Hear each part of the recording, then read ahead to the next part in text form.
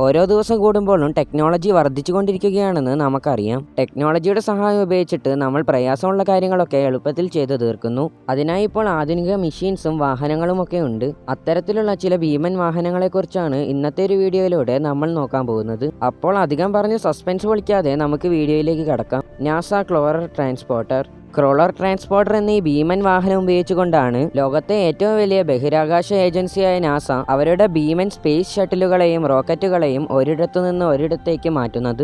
1960 മുതലാണ് ഈ ക്രോളർ ട്രാൻസ്പോർട്ടറുകൾ ഉപയോഗിക്കാൻ തുടങ്ങിയത്. റോക്കറ്റുകളും ഷട്ടിലുകളും മറ്റ് ബഹിരാകാശ വാഹനങ്ങളുമൊക്കെ ഇവരുടെ വെഹിക്കിൾ അസംബ്ലി പ്ലാറ്റ്ഫോമിൽ നിന്ന് വിക്ഷേപണം ചെയ്യുന്നിടത്തേക്ക് കൊണ്ടുപോകാനാണ് ഈ ഒരു വാഹനം മെയിനായിട്ട് ഉപയോഗിക്കുന്നത്. ഈ ക്രോളർ ട്രാൻസ്പോർട്ടറിന് 130 അടി നീളവും 114 അടി വീതിയും 6 ദശലക്ഷം പൗണ്ട് വെയിറ്റുമാണുള്ളത്. ഇത്രയും അധികം വെയിറ്റ് ഉള്ളത് കൊണ്ട് തന്നെ ഇതിൽ ലോഡുള്ളപ്പോൾ വെറും 1.6 km/hലും ലോഡില്ലാത്തപ്പോൾ 3.2 km/hലുമാണ് പോകുന്നത്. അതായത് നമുക്കിതിന്റെ സ്പീഡിനെ നടന്നു തോൽപ്പിക്കാൻ വരെ കഴിയും. എന്നാൽ ഇതിന് 8000 ടൺ ഭാരം വരെ ചുമക്കാൻ കഴിയും. അതായത് 25 ബോയിങ് വിമാനങ്ങളുടെ വെയിറ്റ് ഇതിന് താങ്ങാൻ കഴിയും.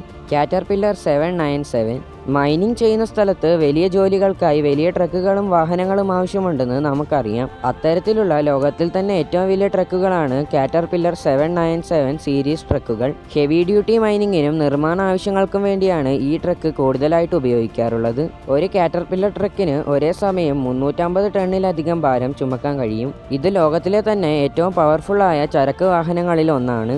ബെലാറഷ്യ ഹെവി ട്രക്ക് നിർമ്മാണ കമ്പനിയായ ബെലാസ് ആണ് ഈ ഒരു വണ്ടി നിർമ്മിച്ചിട്ടുള്ളത്. 2013 ഈ ഭീമൻ ട്രക്ക് പുറത്തിറങ്ങിയത്.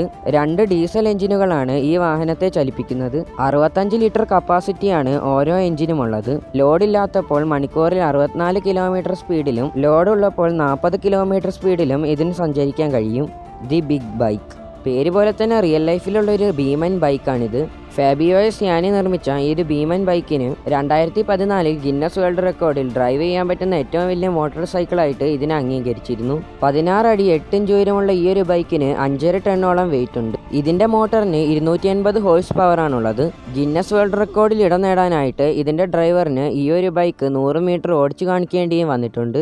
ഇതിന് നല്ല വെയിറ്റ് ഉള്ളത് കൊണ്ട് തന്നെ ബാക്കിലോ സൈഡിലോട്ടോ ഒന്നും വീണു പോകാതിരിക്കാൻ വേണ്ടി ഇതിന്റെ ബാക്ക് ടയറിൽ 2 വീലും നമുക്ക് എക്സ്ട്രാ കാണാൻ സാധിക്കും. ഇതിന്റെ സീറ്റിൽ കൊടുത്തിട്ടുള്ള ഒരു സ്റ്റിയറിംഗ് ഉപയോഗിച്ചുകൊണ്ടാണ് ഡ്രൈവറിന് ഈ ഒരു ബൈക്ക് കൺട്രോൾ ചെയ്യാൻ കഴിയുന്നത്.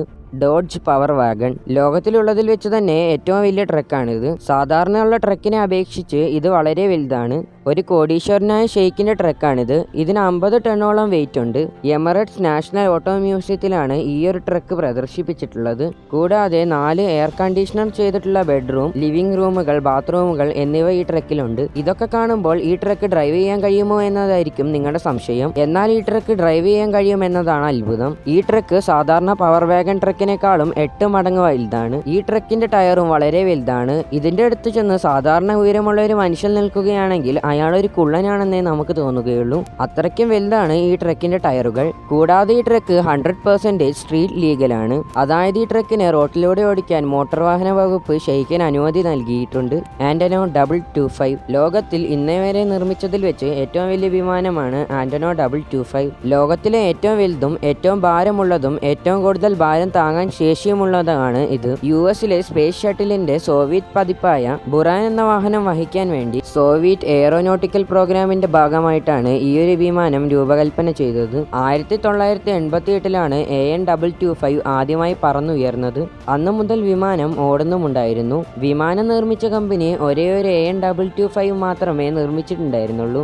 650 ടൺ ഭാരം വഹിക്കാനുള്ള ശേഷി ഇതിനുണ്ട്. ഈ ഭീമൻ വിമാനത്തിന് 6 ടെർബോ ഫാനുകളാണുള്ളത്. സാധാരണഗതിയിൽ ഒരു വിമാനത്തിന്റെ നോസ് ഗിയർ മാത്രമേ സ്റ്റീറബിൾ ആവുകയുള്ളൂ. പക്ഷേ AN225 20 സ്റ്റീറബിൾ വീലുകളുണ്ട്. നോസ് ഗിയറിന്റെ അവിടെ 4 എണ്ണവും മെയിൻ ഗിയറിന്റെ പിൻഭാഗത്ത് 12 വീലുകളുമാണുള്ളത്. 43.32 മീറ്റർ നീളവും 6.4 മീറ്റർ വീതിയും 4.4 മീറ്റർ ഹൈറ്റുമുള്ള വിശാലമായ കാർഗോ കമ്പാർട്ട്മെന്റുകളാണ് AN225 എന്നാൽ റഷ്യയും യുക്രൈനും തമ്മിൽ നടന്ന യുദ്ധത്തിൽ ഈ ഭീമൻ വിമാനം റഷ്യൻ സൈന്യം നശിപ്പിക്കുകയായിരുന്നു.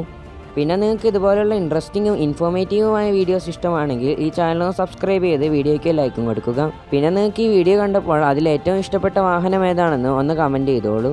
ഇതുപോലുള്ള വെഹിക്കിൾ റിലേറ്റഡ് കണ്ടന്റ് ഇഷ്ടമാണെങ്കിൽ ഒരു ഹേർട്ട് ഷേപ്പ് കമൻറ്റ് ചെയ്തോളൂ. അപ്പോൾ അടുത്തൊരു നല്ല വീഡിയോയിൽ കാണാം.